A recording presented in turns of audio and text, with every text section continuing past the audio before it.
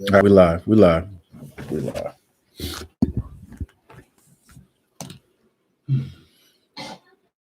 I check me out on Facebook if you could.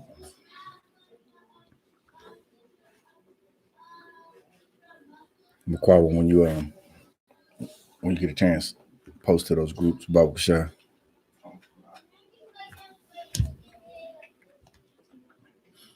Hey, Shalom Israel, Yahweh Hashem Yahshua Barakathum, Yahweh Shema Alathun, Hashem Yahshua is the I.S.U.P.K, Cincinnati. We got a whole slew of family in the house enjoying the good food that the sisters put together. Let's clap it up for the sisters. All right, sisters. All right, so Purim. So say connection. It's too wild, but it look like it's still rolling. Time Christ. All right. So let's get into the book of Esther, and we're gonna talk about Purim. Now, Purim is a 2-day feast. It's not a high holy day, meaning you don't find it in what is it, in Leviticus, where the high holy days at? Leviticus, the 23rd chapter, right? You don't find it in that, but it's still a day that we commemorate, or a day that we remember. Right. And so it's 2 days long. So we're going to get it in. So let's start with the book of Esther, chapter 1. Chapter 1, verse 1. Yep, chapter 1, verse 1. And then we're gonna drop down a lot, but we need to get some context. So let's go with 1. The book of Esther, 1 and 1. And it came to pass in the days of Ashura. Asuris, I think. Asuris. Mm-hmm. This is Asuris. Or Hasuris. Asuris.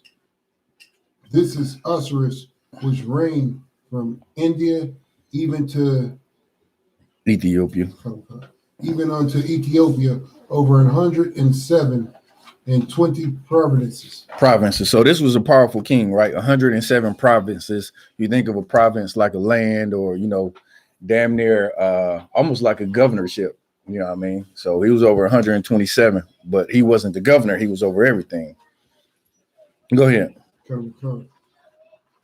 That in those days, when the king, how you say it? I can't pronounce it correctly either, but I believe you pronounce it Ahasuerus. Ahasuerus sat on the throne of his kingdom, which was in Asuris, maybe there. Yeah, I think that's closer to Asuris. That sat on the throne of his kingdom, which was in Shushan, the palace. Mm-hmm. In the 3rd year of his reign, he made a feast unto the princes. And unto what? You skipped a part. Unto his princes. Unto all his princes? He made a feast day unto all his princes, and to his servants, and the power of Persia and Median. Right, this is the Persian Mede Empire, talking about the nobles. Go ahead. And the nobles of the princes of the provinces being before him. Provinces being before him.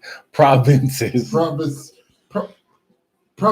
We know what you're trying to say. Go ahead. Keep going. When he showed the riches in his glory, and he showed the riches of his glory, kingdom, and the honor of his excellent majesty. Many days, even 180 days. So he showed the excellence of his majesty many days. Right. Yo, can you imagine, like, you so wealthy, you throwing, like, you got something popping for 100 days? Right. 180 days. So like he half the year, he almost half the year he balling out. So he was super rich. Right. He was over 127. What was it? 127? No, 100 and let's see, over 107 and 20. Yeah, 27 provinces. So he was balling. Like he had all, imagine the riches coming in. Right. What does this remind you of? It reminds me of like an athlete or something. or a rapper that's just partying all the It's time? bigger than that. Okay. This is a king. Don't it kind of remind you of America? Ain't Donald Trump over a lot of provinces? Right. The American president, don't they got riches enough to do what they want to do for 100 days plus 103 score days? Like Donald Trump has. America is the richest nation on the earth. Don't be fooled by what you hear on the news about how blacks and Hispanics are taking up all the resources on food stamps and all this. That food stamp budget is super small compared to the military budget. Right. America spent billions on that. So you don't think if this was a righteous nation, they couldn't get you assistance after they didn't destroyed you for 400 years in this empire? Right. Keep going. And when these days were expired, the king made a feast unto all the people that were present in Shushan, Mm-hmm. the palace, both unto great and small, 7 days in the court of the garden of the king's palace. Right. Where were white, green, and blue hangings fastened with cords of fine linen, and purple to silver rings and pillars of marble, and the beds of gold and silver upon the pavement of red and blue and white and black. It's and darked marble. out. It's decked all the way out for this celebration that he having. Keep going. Go to verse 8. Okay. Verse 7, sir. Verse 8. And the drinking was according to the law, none did compel. For so the king had anointed to all the appointed Salaki, had appointed to all the officers of his house that they should do according to every man's pleasure. Now that's Salaki. That definitely sounds like America. Go ahead. What you want to do. Do what you want to do. I was going to skip over that part, but you're absolutely right. It's like when America has a feast day, damn near, the sky's the limit on what you want to do. Right. What they do during those parades, you know what I mean? Those not just that. I'm thinking of something even more wicked, like those rainbow parades. I don't know, the gay parade, whatever you want to call them, pride parade, right? Is the actual term that they call it. But whatever you want to do, if you want to walk down the street naked, hey, you walk down the street naked. Right. In front of kids, you want to be a transsexual in front of kids, is all open, similar to what you see here in the scripture. So this is setting the tone for what's happening during this time, and you're gonna see how it's going to impact the Israelites. Okay. Verse 9. Go ahead. Esther 1 and 9. Also, Vashti.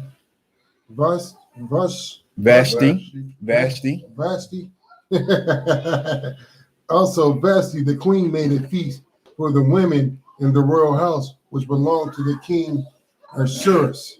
Right. So the queen, while the king was having a feast, she also had a feast. Right. So he had a feast for the nobles, the princes, over provinces. She had a feast for the women. Go ahead. On the 7th day, when the heart of the king was merry with wine, he commanded menumen, Biztah, Harbon, Bigatha, and Abacta, Zethar, and Karska, the 7 chamberlains that served in the presence of Ahasuerus, the king, to bring Vashti, the queen, before the king and the royal crown, the crown royal. And this for the ladies that we got sisters in the class. Pay close attention to this this breakdown. It's hilarious, actually. Read that part again from the top. No, you don't, because you got all them names. But anyway, the king is commanded his servants, said, go get the queen. Go ahead. To bring Vashti, the queen, before the king with the crown royal. Right. So he wants to show his rib off. He got a woman, he want to show her off. He sent for her. Go ahead.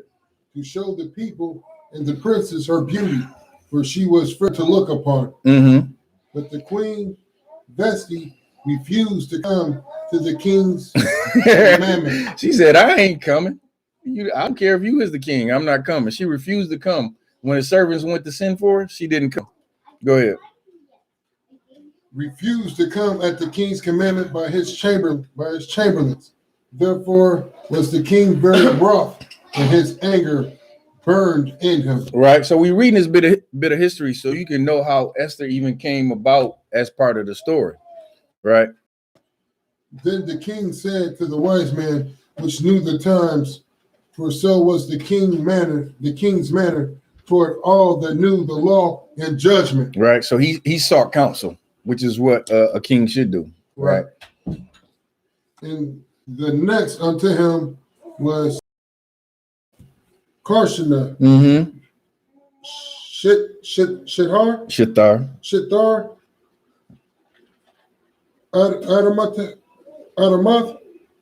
Admatha. Mm-hmm. Tarshish. Mm-hmm.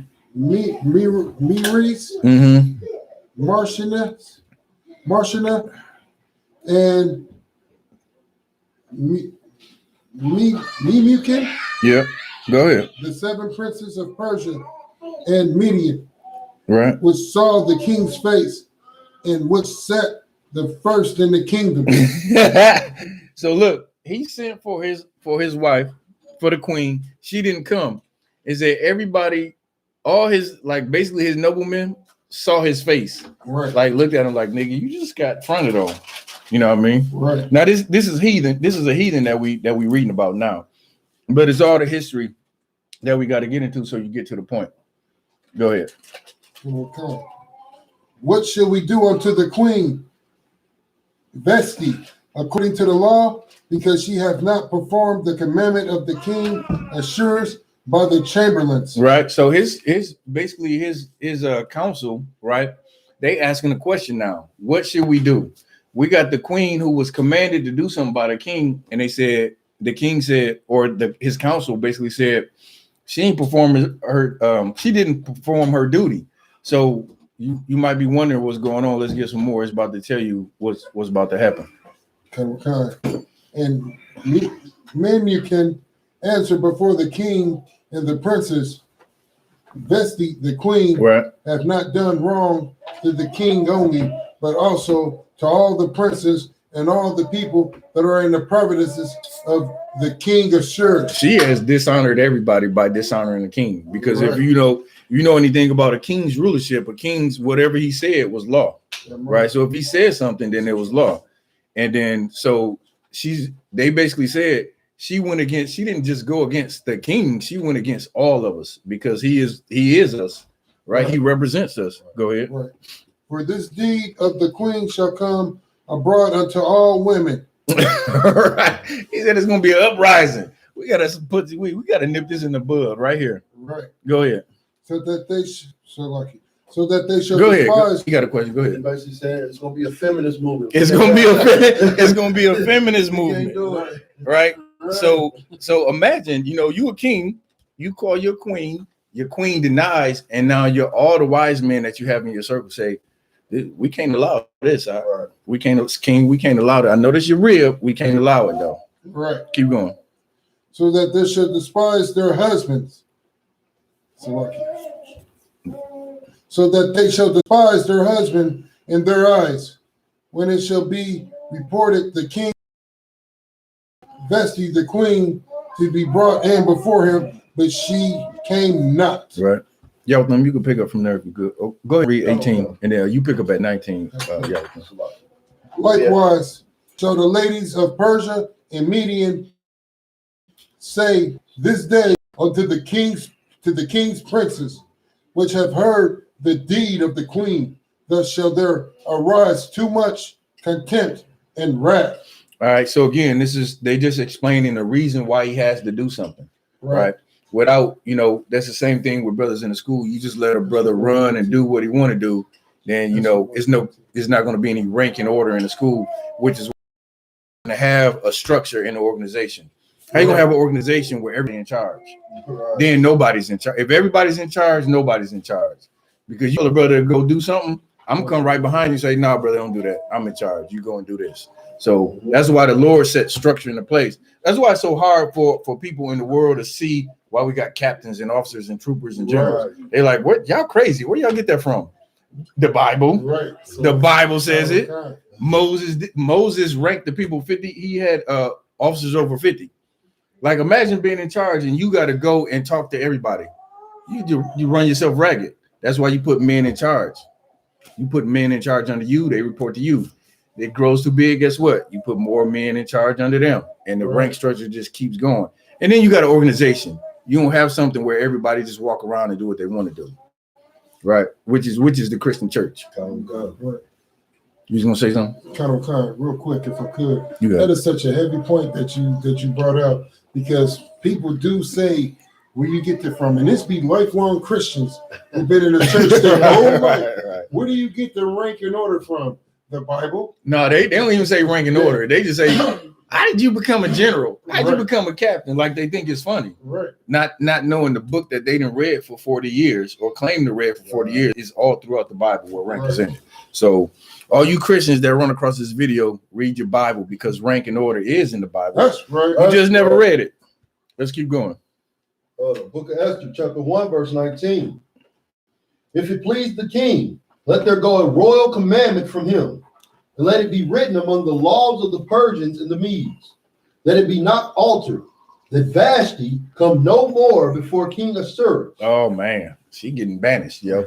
They said, "King, please, if it please you, let's make a royal commandment, because she done started something and we don't want an uprising," which is odd. Like, you reading this and you see it, but these other nations know and understand. Like, a woman is such a powerful thing on the earth. Right. A woman can start wars.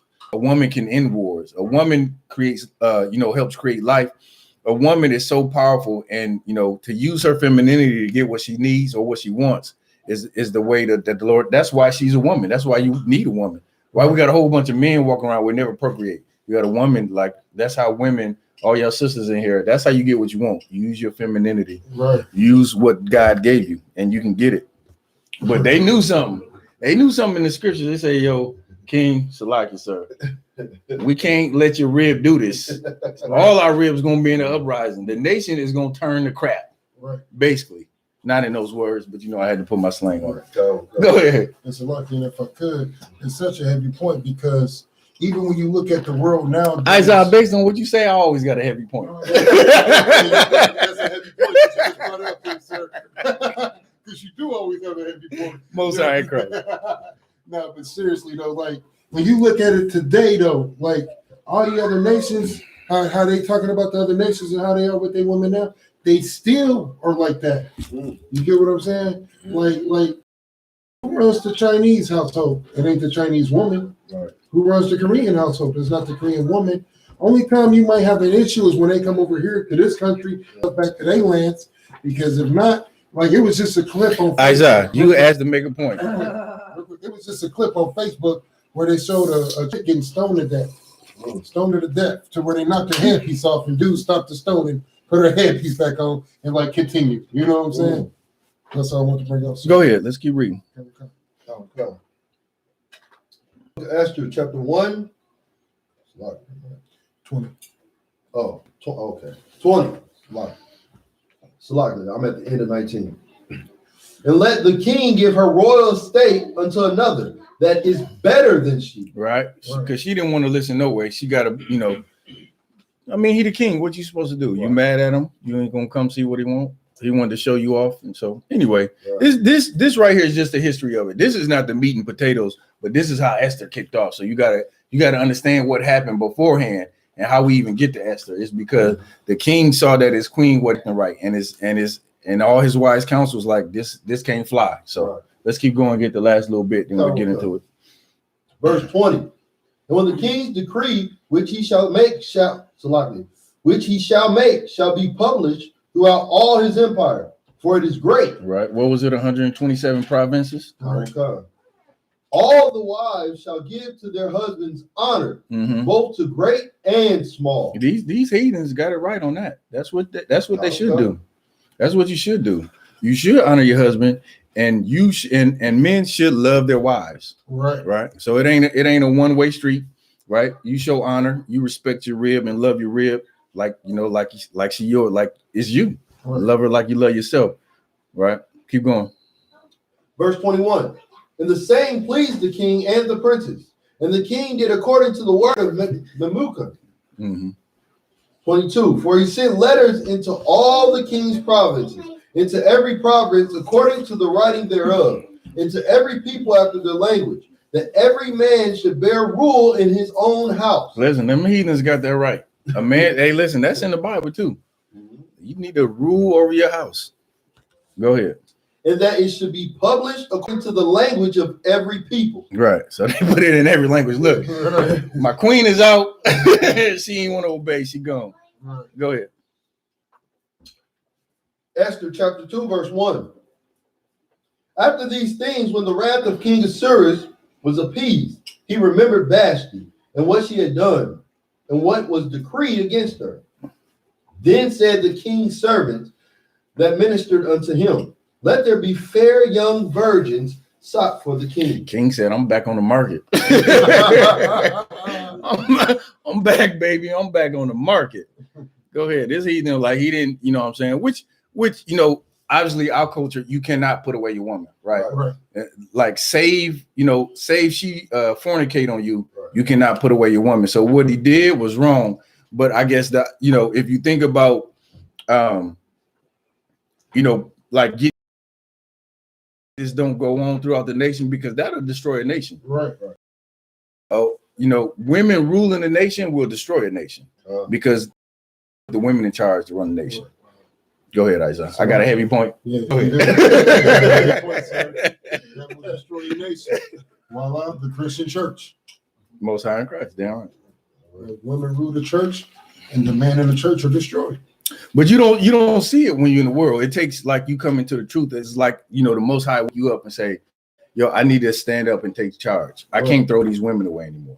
You know what I mean? Which is what this heathen did. You know what I mean? What he should have did was just got her in line and said, you know what, you're gonna act right, or maybe you don't enjoy the royal dainties. I don't know. Whatever he could have, he could have did something other than put her away. But again, this is a heathen we talk about. So go ahead. Verse 3. And let the king appoint officers in all the provinces of his kingdom, that they may gather together all the fair young virgins unto Shushan the palace, to the house of the women, unto the custody of Hege, the king's chamberlain, keeper of the women. And let their things for purification be given them. Listen, you talk about blowing taxpayers' dollars. You talking about blowing taxpayers' dollars. This fool said, listen, send these cats out. I need to find some flying young virgins. You understand? So, hey, listen, that's what you can do when you run a kingdom. But that, he, like I said, this is a heathen story we're reading about. Right. Go ahead. Verse 4. And let the maiden which pleases the king, and let the maiden which pleases the king be queen instead of Vashti. Right. So Vashti is out because she didn't want to hearken to the king. Go ahead. And the thing pleased the king, and he did so. Now in Shushan, the palace, where was a certain Jew whose name was Mordecai. Right. All right, Mordecai. So enter now the Israelites. Right. Go ahead. Whose name was Mordecai, the son of Jair, the son of Shimei, the son of Kish, a Benjamite. Right. So he was a Benjamite. Who had been carried away from Jerusalem with the captivity which had been carried away with YAHANNA, king of Judah, whom Nebuchadnezzar, the king of Babylon, had carried away. Right. So we went into the Babylonian captivity. Right. And so there's still remnants of, like I said, we were spread all throughout all these different nations. Right. So these people are remnants from that captivity. Sisters, if y'all got any questions, let me know. The story so far is pretty cut and dry, but we about to get into a little bit more of the meat of it. You got it. Come. Verse 7. And he brought up Hadassah, that is Esther, his uncle's daughter. for she had neither father nor mother, and the maid was fair and beautiful, whom Mordecai, when her father and mother were dead, took for his own daughter. Right. So this is his niece. So Esther was a bad sister, and being in this captivity, right? She was brought before as one to be selected of. Okay.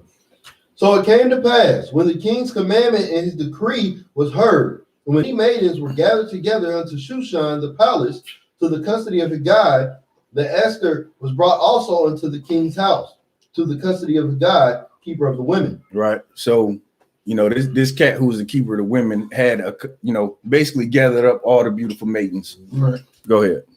Verse 9. And the maiden pleased him, and she obtained kindness of him.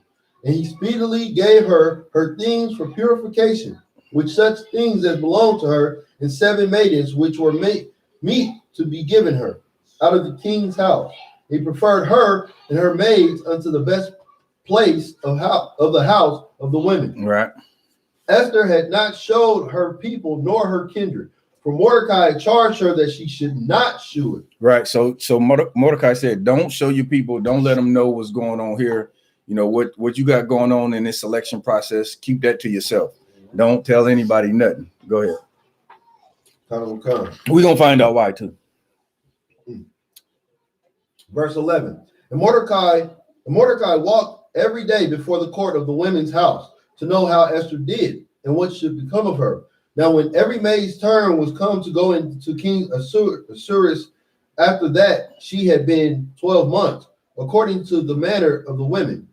For so were the days of their purification accomplished, to wit, 6 months with oil of myrrh and 6 months with sweet odors. Yo, this heathen king was something else.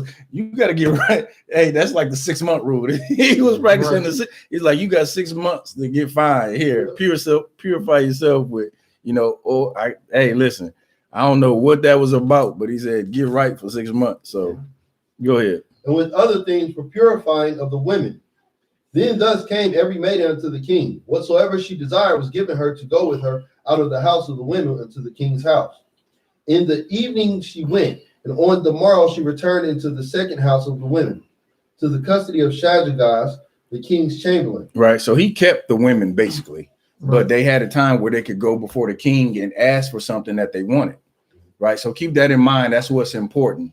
Like it was a time. What was that time period again? She had, according to the man, 12 months. Read that. Go back up to that part. According to the manner of women. Verse 12. No, sorry, 13. Verse 13. Then thus came every maiden unto the king. Whatsoever she desired was given her to go with her out of the house of the women unto the king's house. Right. In the evening she went, and on the morrow she returned into the second house of the women, to the custody of Shajagas, the king's chamberlain, which kept the concubines. Mm-hmm. She came in unto the king no more, except the king delighted in her, and that she were called by name. Right. So each of these women that he selected had a time where they went in to the king, and then you would never see the king unless he said, I want to see this wife or this woman, whatever he called them, right? I want to see this concubine, whatever number she was. And that was it. That was the time that he saw him. It's like, if he called after that period, if he called for. Now in the turn of Esther, the daughter of Abihail, the uncle of Mordecai, who had taken her for his daughter, was come to go in unto the king. She required nothing but what Haggai, the king's chamberlain, the keeper of the women, appointed, and Esther obtained favor in the sight of all them that looked up upon her. Esther was fly. Yeah. Go ahead. So Esther was taken unto King Ahasuerus into his house royal in the 10th month, which is the month Tebeth, in the 7th year of his reign. You see how this is one thing. You see how Israelites keep time.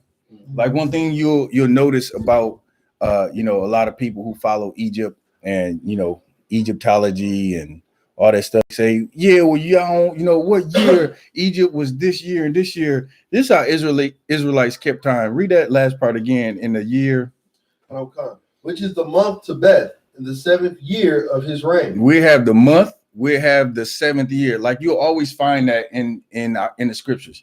You won't find it was year 2271. You say in the seventh year of this king of that king, right? Because time, we don't keep time like that. So when these cats come up and they try to compare times, that's not Israelite custom. Just like our custom is not to keep birthdays. Like we don't track our birthdays like that. Like that's it. That's just what you find throughout the Bible. And so you can't really battle those cats on that kind of stuff because they got dates and stuff, but it don't mean a damn thing. Right. It don't make the Bible any less true because we don't say, instead of saying, if this was year,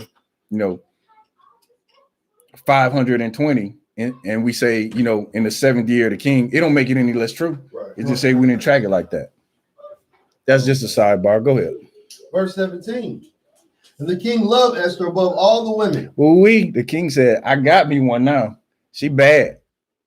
Go ahead. She obtained grace and favor in his sight, more than all the virgins, so that he set the royal crown upon her head. Wow. And made her queen instead of Vashti. Wow.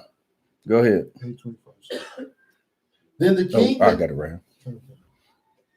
Verse 18. Then the king made a great feast unto all his princes and his servants, even Esther's feast. And he made a release to the provinces and gave gifts according to the state of the king. And when the virgins were gathered together the second time, then Mordecai sat in the king's gate. Esther had not yet showed her kindred nor her people. Right. So again, this is a secret. None of the Israelites knew what Esther was doing. Right. They didn't. Mordecai, for good reason, had her keep silent on that. Right. So we're gonna find out. Go ahead. As Mordecai had charged her. For Esther did the commandment of Mordecai, like as when she was brought up with him. Right. So Mordecai was a good brother. He raised her and brought her up because her parents didn't live anymore. So, he instructed her in all things. And he knew like what the position that Esther was in was a very powerful and important position because she found favor in the sight of the king. Right. Go ahead. 21. In those days, while Mordecai sat in the king's gate, two of the king's chamberlains, Bigthan and Teresh, of those which kept the door, were wroth and sought to lay hands on the king Ahasuerus.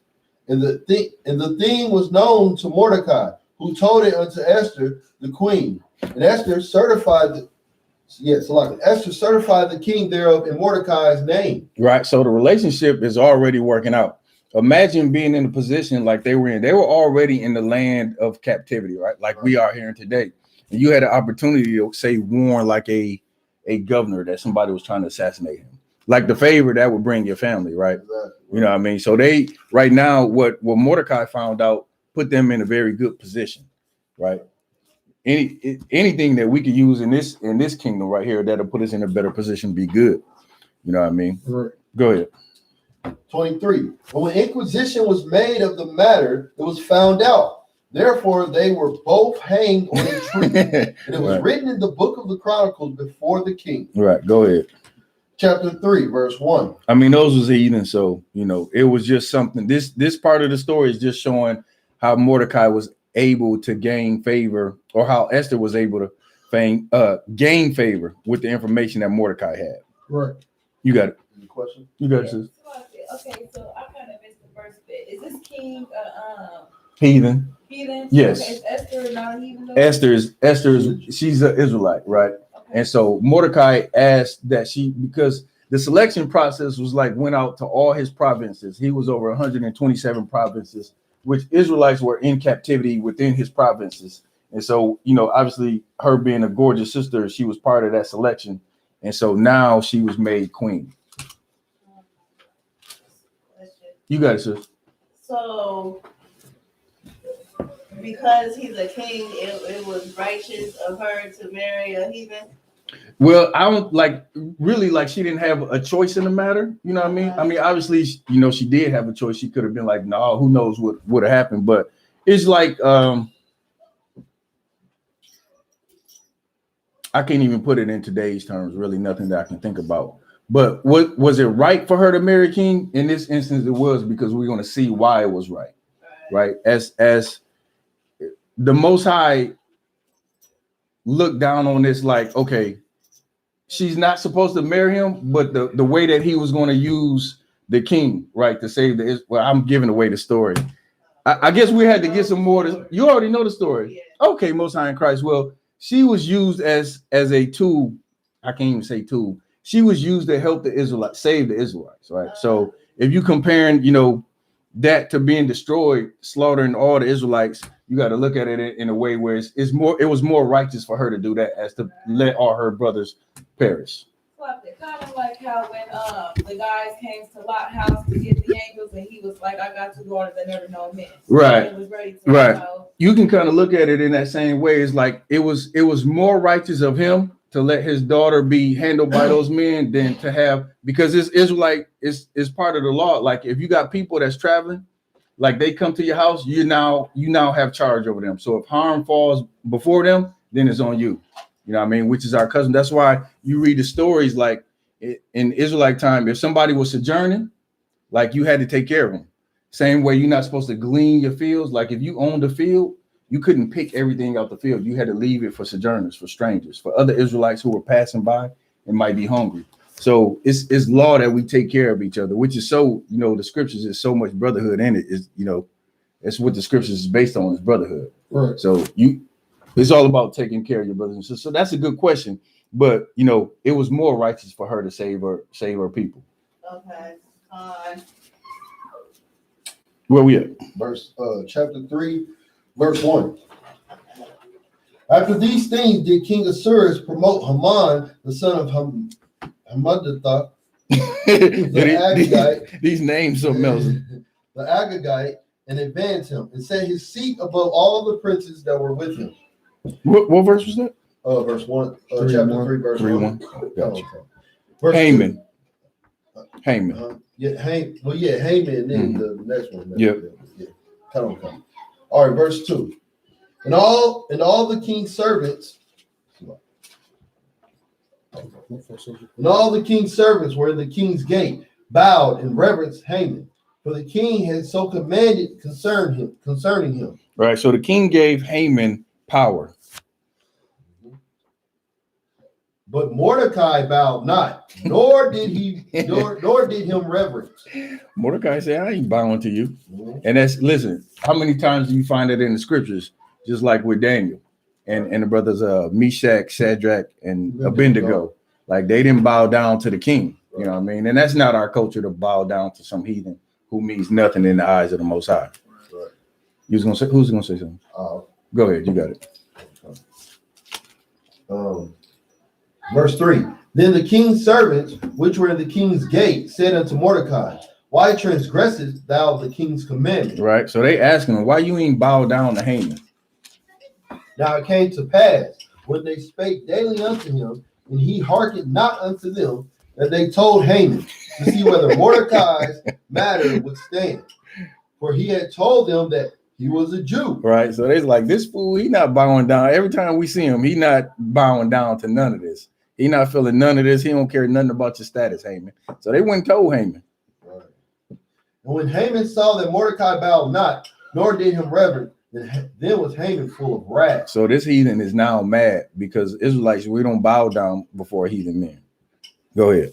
And he thought scorn to lay hands on Mordecai. He was going to lay hands. Everybody know what that means. He was going to lay hands. Listen, what your mom used to say, I'm about to lay hands on you. But they had showed him the people of Mordecai. Wherefore Haman sought to destroy all the Jews that were throughout the whole kingdom of Assyria. Now we're getting serious. Now we're getting to the meat of the story. Here's the real issue. The hatred that these heathens have for the Israelites. Right. Just like in America.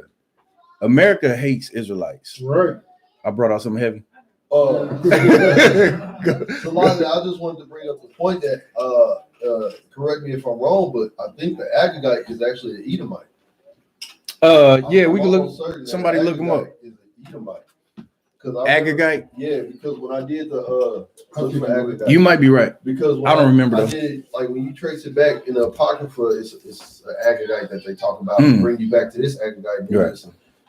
The king of Agag or Agag or whatever, he was of Edom. Well, I ain't gonna speculate, but I wouldn't be surprised. No, I was just saying that added to what the point you were talking about, how he hated us. Right.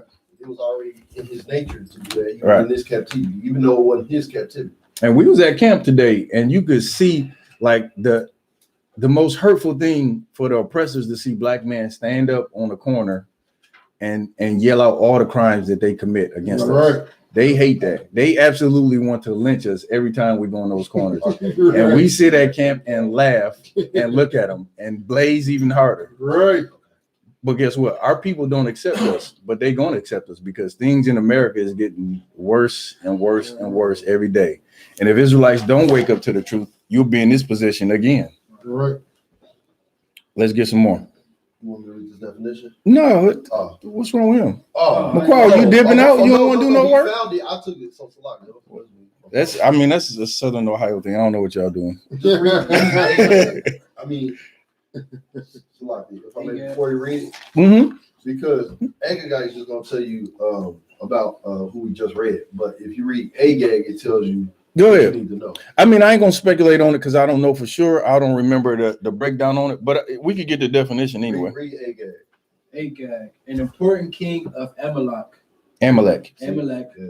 of whom Balaam prophesied that a king of Jacob, Israel, would surpass him.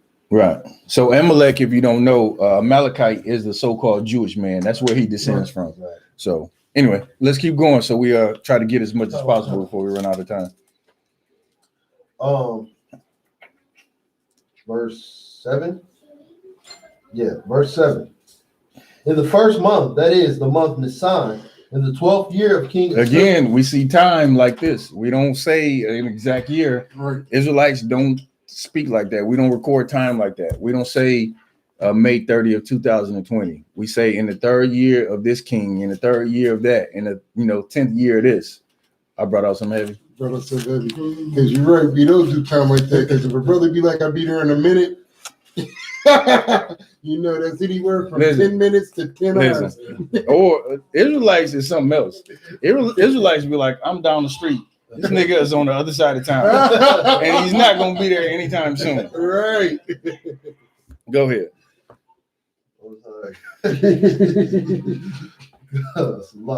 All right. They cast Pur, that is the lot, before Haman from the day to day. What? Salaki, what verse you on? Verse 7. Middle 7. Yeah, middle of 7. Okay. They cast Pur, that is the lot, before Haman from day to day and from month to month, to the 12th month, that is the month Adar. Mm-hmm. And Haman said unto King Ahasuerus, there is a certain people scattered abroad and dispersed among the people. Here go this hater. Here go this Donald Trump. These Mexicans. You're right. These black people. These Native Americans. They on the reservations. Look, this is such the spirit of America. Right. Go ahead. There is a certain people scattered abroad and dispersed among the people in all the provinces of thy kingdom. And their laws are diverse from all people. Listen, what did they say? Read it again. And their laws are diverse from all people. They keep different laws from everybody else. These people weird, yo.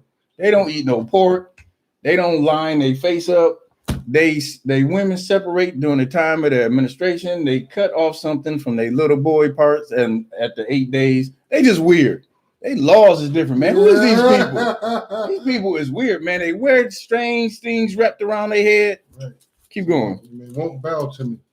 Well, he about to get to that. Go ahead.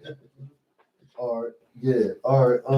And their laws are diverse from all people. Mm-hmm. Neither keep they the king's laws. Right. They don't give a damn about what if it's against God's laws. These people don't give a damn. We're not keeping the king's laws. Right. Go ahead. Therefore, it is not for the king's profit to suffer them. Right.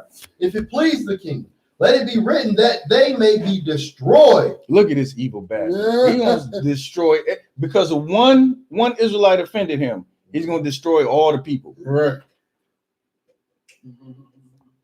It's a lot, sir. But that sounds just like Amalek. You know what I'm saying? That one Israelite, one brother mess up, and he trying to bring something down, a law down or something that's going to just affect all of Israel. Listen, that's so true. Go ahead. God will come.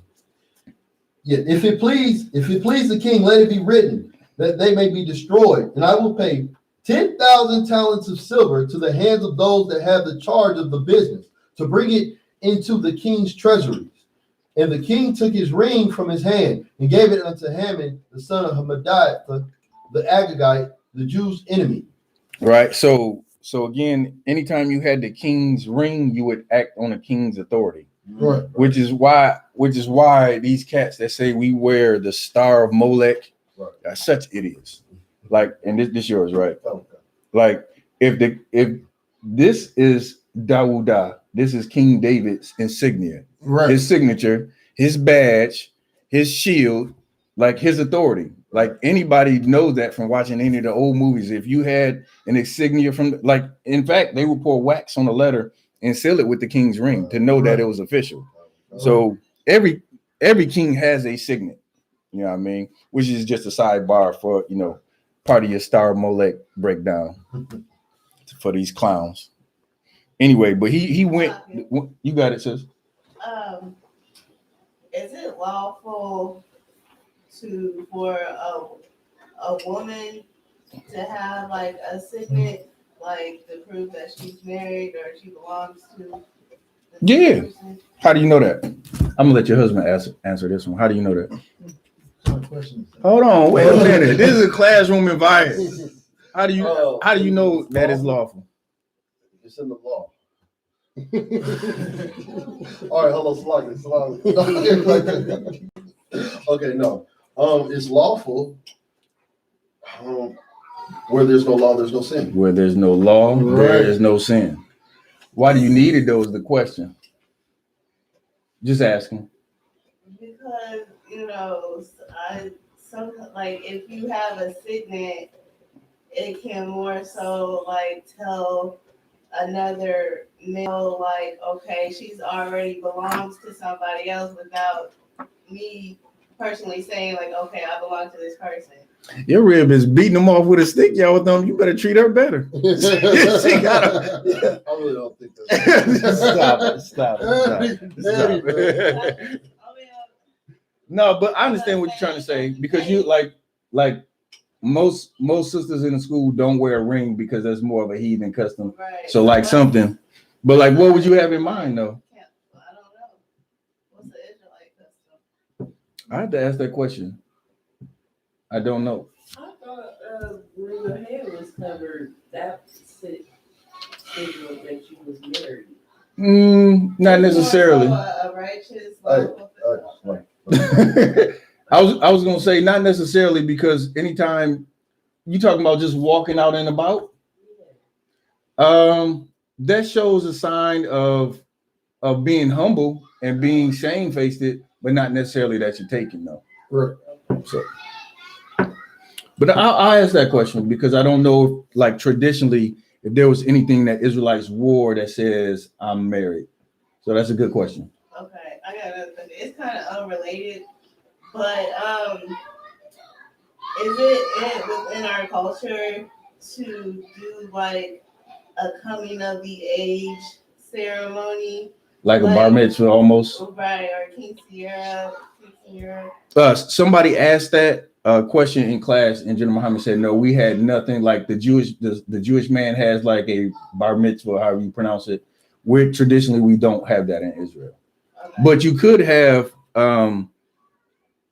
you couldn't have a birthday party, but you could have just a party unrelated to like coming of age, but you know, a party where, you know, older people come for, like now, just like a party.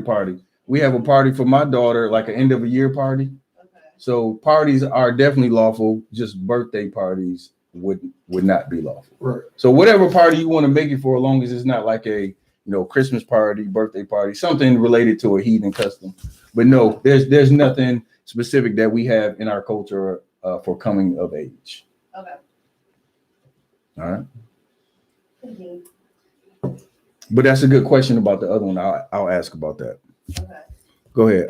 Who reading? Somebody need to pass off reading, or we still good? I'm too liable if you want to. No, you good. Go ahead. Okay.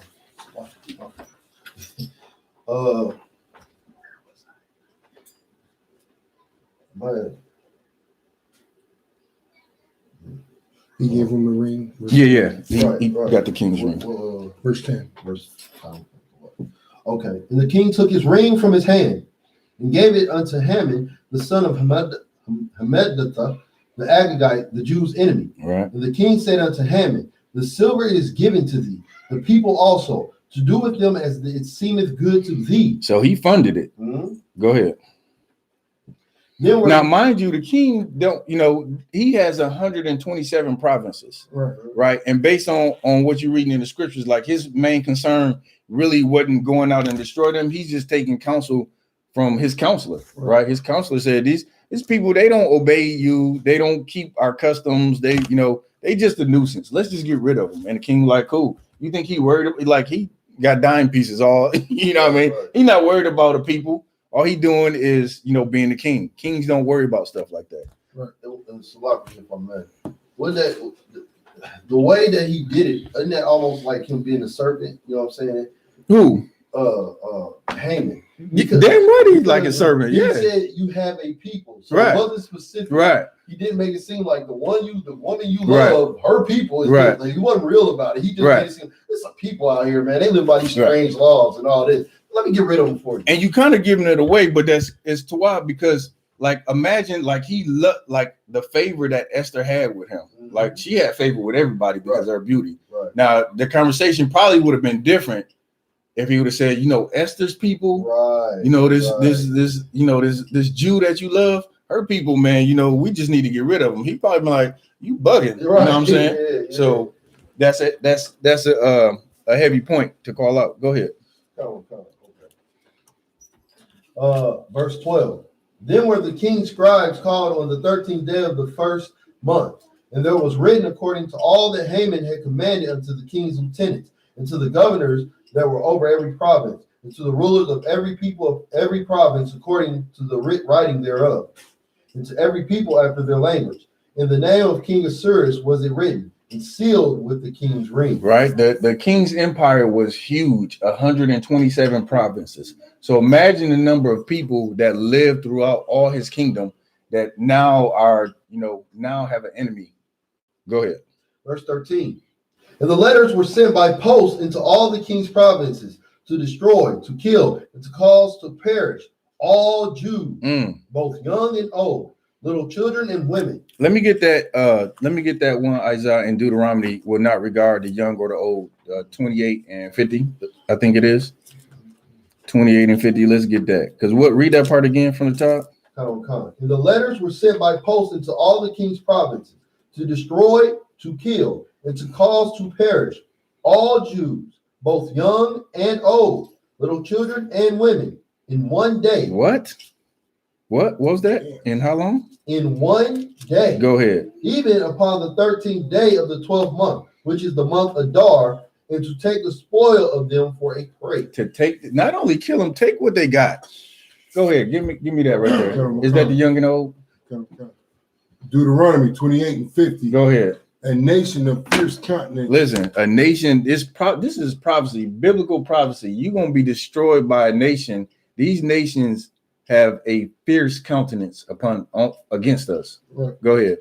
Which shall not regard the person of the old, nor shew favor to the young. They don't give a damn how old you are. We gonna kill all the Jews, young and old. It don't matter. Like that's a wicked people right there. Right. To regard life, regard life as nothing. Basically, I'm just gonna destroy all these people for the offense of one man. Right. Go ahead. That's it. All right, keep going, Yotam. Come. Verse 14.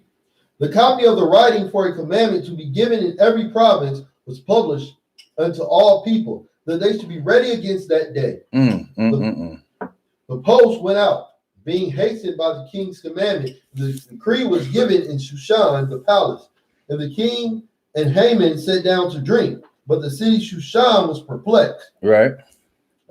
Chapter 4. Haman was a wicked bastard. He's like, I didn't put all the wheels in motion to destroy these people. Now let me sit down with the king and have a drink. Go ahead. Like people don't know the story of Esther, man. This is an amazing story. And the sister asked a good question, like, was it lawful? Like the law says, no, you're not supposed to marry, a heathen, but like she didn't have much choice in the matter. She was selected. You know what I mean? She married him, she became queen, and thank God that she did. Go ahead. And the fact that it says something about her being a concubine, doesn't that go to the point that she? She didn't have a choice. No, right, we're in captivity, right? Right. So it wasn't like in this. If the king say do this, then right. She didn't choose him. You know what I mean? Right. Yeah. Chapter 4, verse 1. When Mordecai perceived all that was done, Mordecai rent his clothes and put on sackcloth with ashes. Which is our custom, or was our custom as Israelites. You'll read that all throughout the scriptures. When we were mourning, like when we died in battle, a bunch of us died, or somebody died, family member, we'll tear our clothing. Read that part again, where it says rent. Mordecai rent his clothes. Right, he ripped his clothes. Go ahead. And put on sackcloth. Right, he put on some old dirty rags and ashes and put them all over his head, and that's how we mourned in the Bible.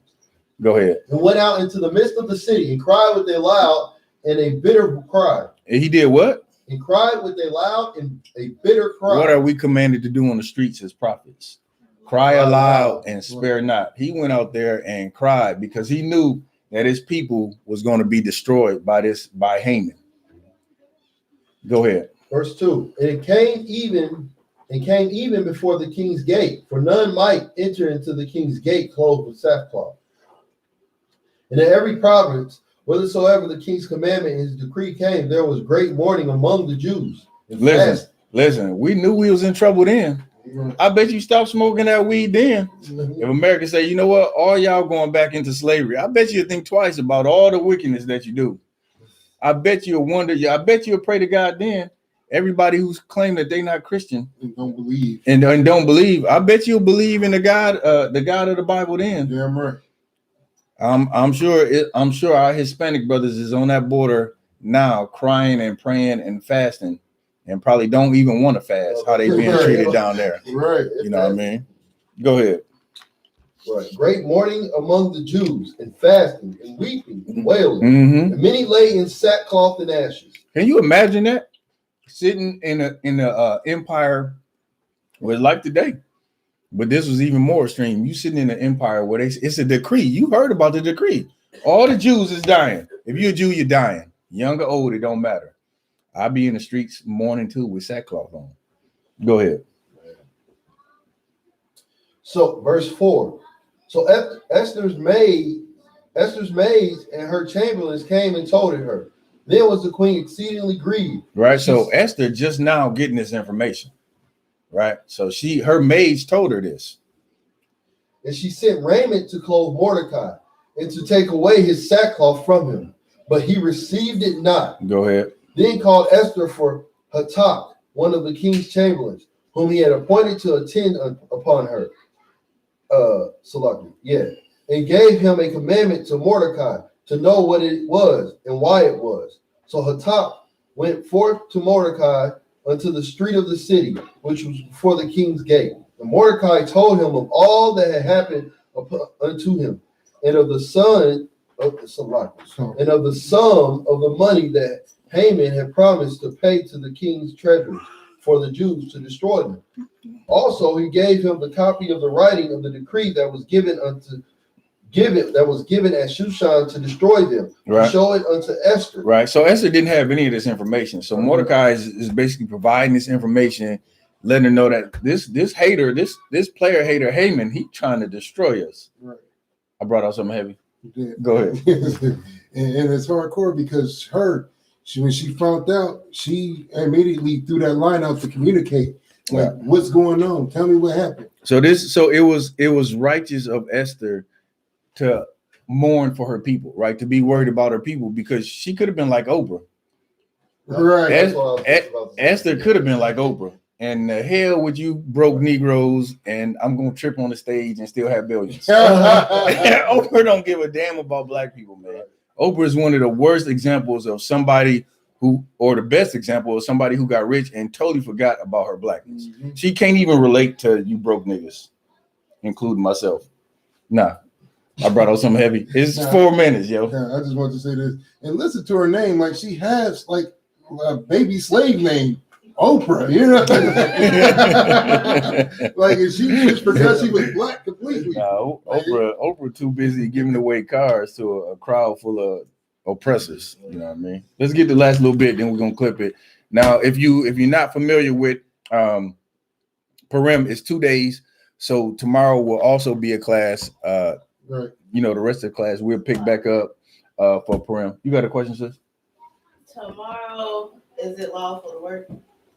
Okay, just like anything with any captivity, or with any feast day, I should say, any feast day, high holy day, right? Because we are in captivity, if you can take off, take off. But if you're required to work, go to work. You know what I mean?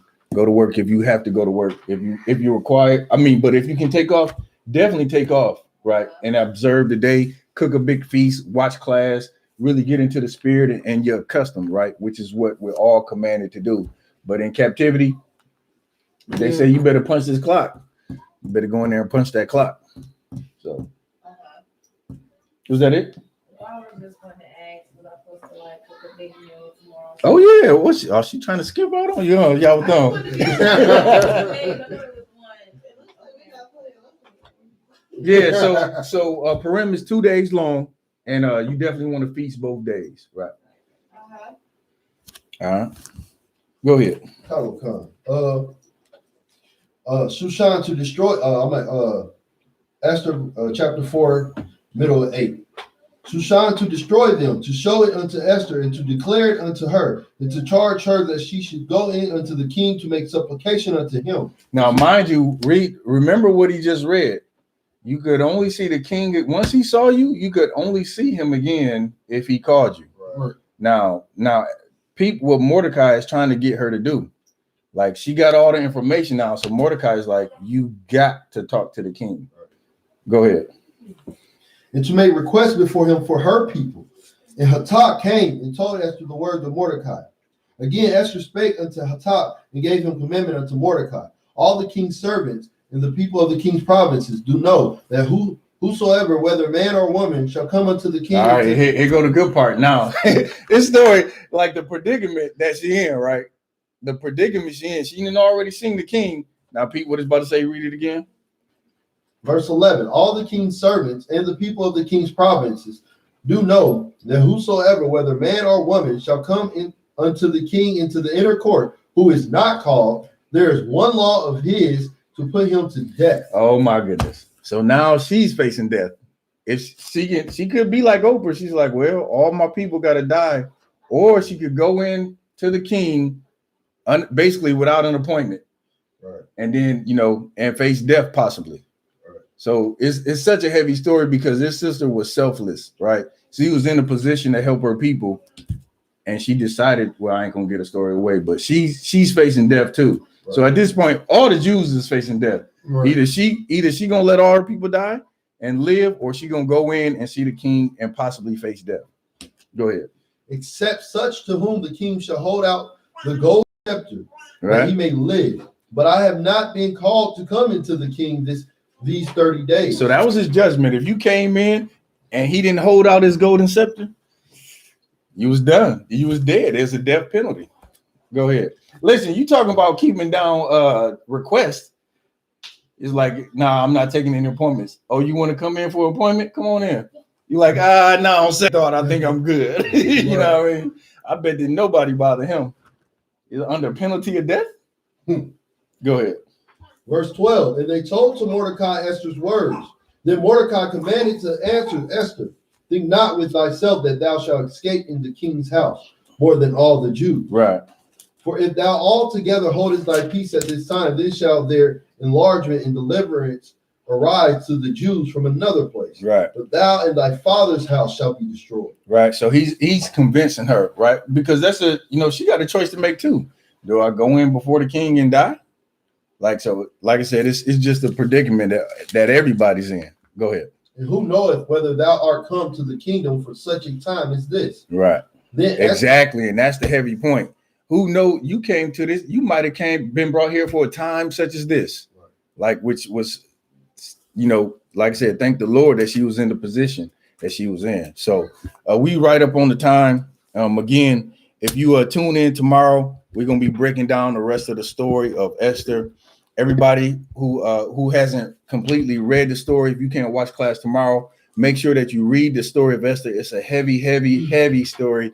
Important, so much so that it's been commemorated as a feast day for Israel, right? Right. And so it's something that we should keep in our as part of our culture, part of our tradition as being an Israelite. All right. And so with that, I'm gonna say, before I close, any questions, any more questions? Allah. With that, shalom. Oh.